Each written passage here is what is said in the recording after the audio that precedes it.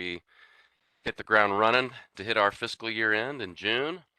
Today we're going to be talking about bid buy approval paths, how you need to select rebuild for all items, if you're adding items at the bid, particularly if you're using the upload items, uh, which means if you add those at the bids, we're going to kind of dive into all that and to make sure that the appropriate approval path is selected, and so make sure it hits the right people. Also, another question, how do we see who the approval is sitting with? We'll show you how you can track that down. Also, adding bidders for an entire NIGP class, separate from the 00 codes. We're going to differentiate that, and we're going to talk about using a button that is find all commodity code or find vendors with all commodity codes on the bid. For those procurements that have a lot of different line items with a lot of different NIGP codes. So there's all of them all at once, and then you can go back in and add additional if you would like. So it's similar to the old IPB back in the old IPB days, where you could select the 00 code and it would select all vendors below it. So it's slightly different, but it operates functionally in kind of the same manner. And then we'll do our fun fact of the day, and then we'll be off and running for our last day of May.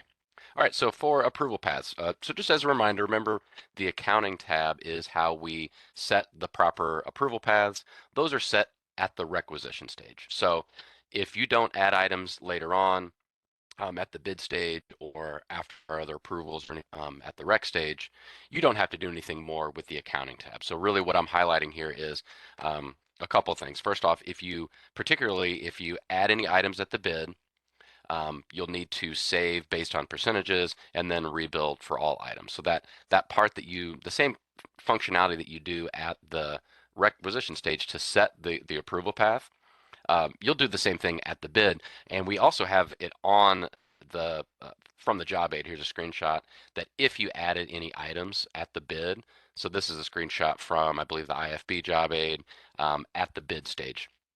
So if you did add any items, to based on percentages and rebuild for all items. Otherwise, it doesn't hit the SPO. So again, if you're not adding items, don't worry about it. You don't have to do the accounting tab again at the bid stage that you did at the requisition stage, but if you do it. So, and what I'm highlighting here is using that item upload feature, which is great. I'm really thankful and grateful to see that a lot of the agencies are utilizing this feature, and I'm glad to see that it is useful to you guys. Save some time, particularly when you're adding a bunch of line items, to be able to use that item upload. So if you do use that's fantastic, but that is specifically, you'll need to go in and select a rebuild for all items. So what that rebuild for all items does, just as a reminder to everybody, is it takes that account code, in quotes, account code. It's really the approval path. So that not applicable or sole source approval path or joint purchase, whatever the procurement is. And that rebuild for all items takes and applies that account code or the approval path to all the line items. So that's really the driver for all of our approvals. So now that we're seeing that more using that item upload, which is fantastic, we're also seeing a couple of situations where the audio, or sorry, John, I was reading your message right when I saw this. Is the audio breaking up for anyone else? I'm not sure. If anybody else is having issues with audio, let me know. Yeah, they are. Shoot, I don't know. I know a couple people say it's fine, but then a couple people are having issues. Okay.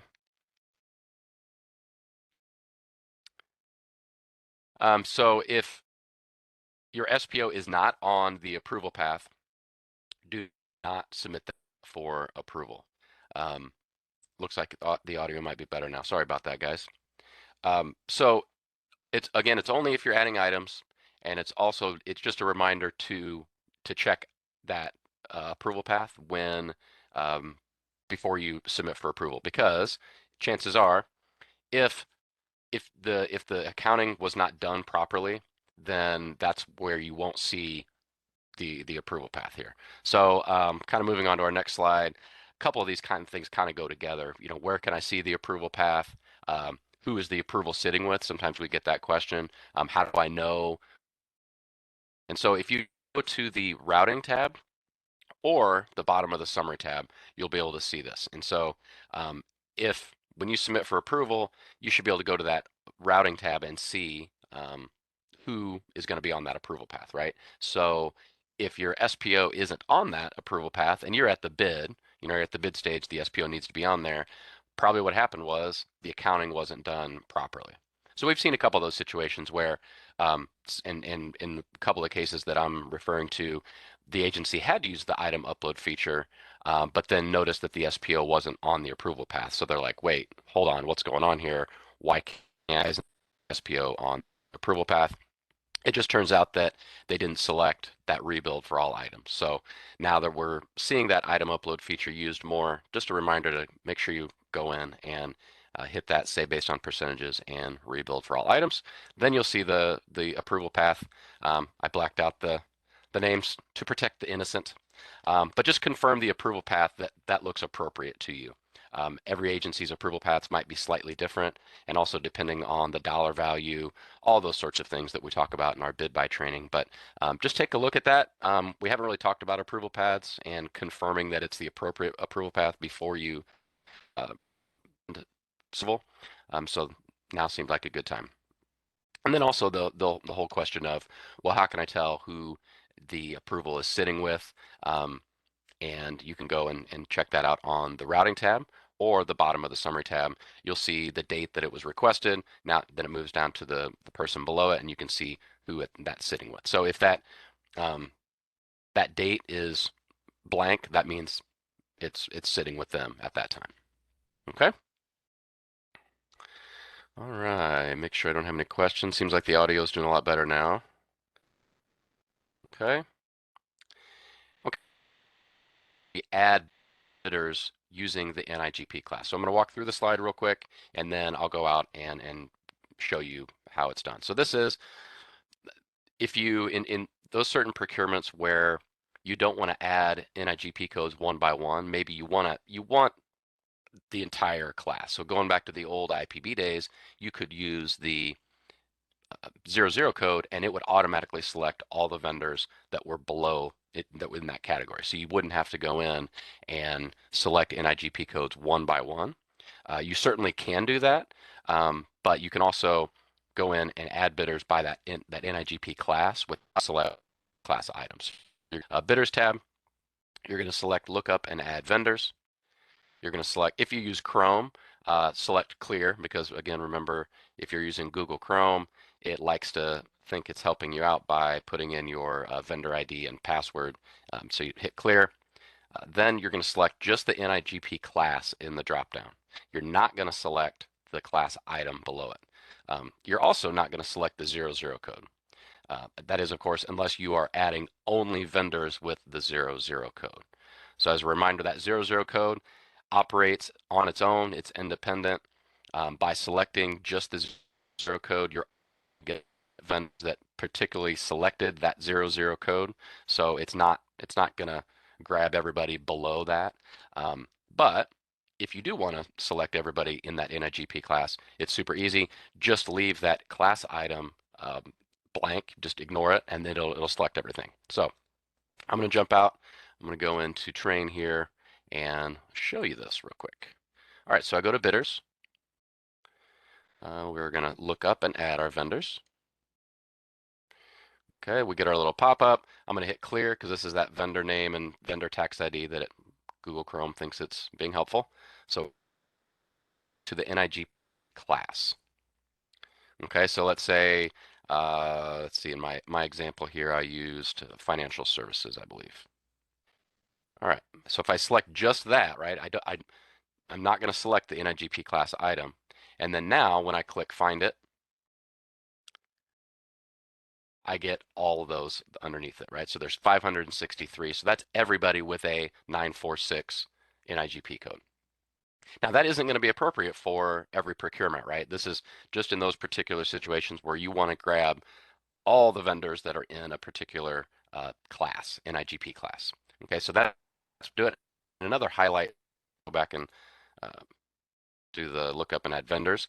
Now, this wouldn't be appropriate for um, a small business set aside, right? So any of your small purchases or any of your small business set aside, IFBs, RFPs, that you're taking into consideration the other parameters. So like if we're going to do a set aside, we need to actually highlight and hit yes, right?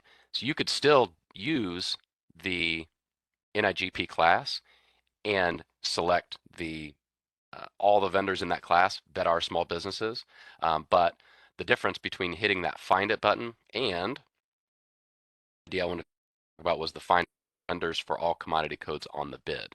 Okay, so what's the difference between these two buttons? Find it takes into consideration all the parameters above. So anytime anytime you're doing anything with the small business set aside, you're want to just use the find it button. Okay, you never want to use the find vendors for all commodity codes on the bid if you're taking into consideration any of the search parameters above. Like I said, the one we see the most is the small business set aside, right? Um, now, when do we want to use find vendors for all commodity codes on the bid? Okay, so in this situation, I'm going to go back for our example here. And if I go to the items, I had used the upload feature. And the NIGP code for each one of these are all different. Okay, so rather than me going in and, well, I'll show you, for example, what I had here.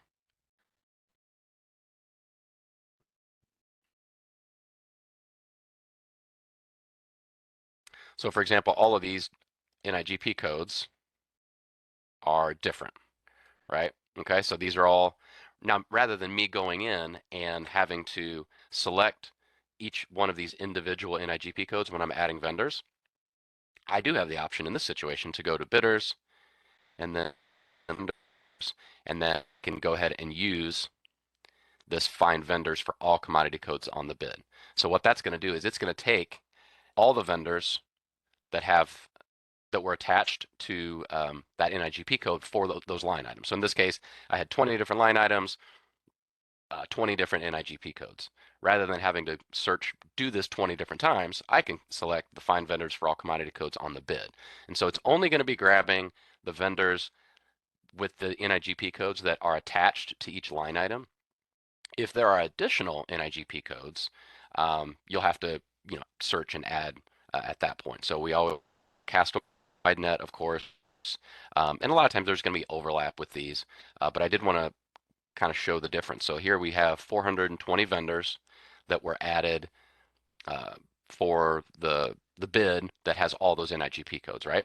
For those 20 ones. So I could select that. That's 420. If I were to look up and add vendors, and for all of the 946 code or class, and then hit find it. So now I'm just searching for everything with 946. You see that there's 563. So depending on what your procurement is, that may be appropriate to do that. You can also save some time by using that find vendors for all commodity codes on the bid. And just as a reminder, we're not using find vendors for all commodity codes on the bid unless it is you have a set aside waiver for a small purchase, or it is something that is not set aside. Again, if you're using any of that search parameters to select small business set aside, you're not going to want to use find vendors for all commodity codes on the bid because, of course, it's grabbing all the vendors with that commodity codes on the bid, right? Kind of makes sense, but always looking for ways that you guys or that we can share how to be a little bit more efficient. Okay, go back to our slides.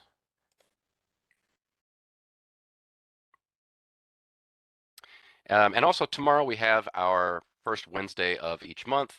We have the Introduction to Illinois Procurement course. That is a 101 type course. So if you are new-ish to procurement, this class is perfect for you. Or if you would just like a refresher, come back in and kind of go through some stuff. We don't do a deep dive in any particular topic.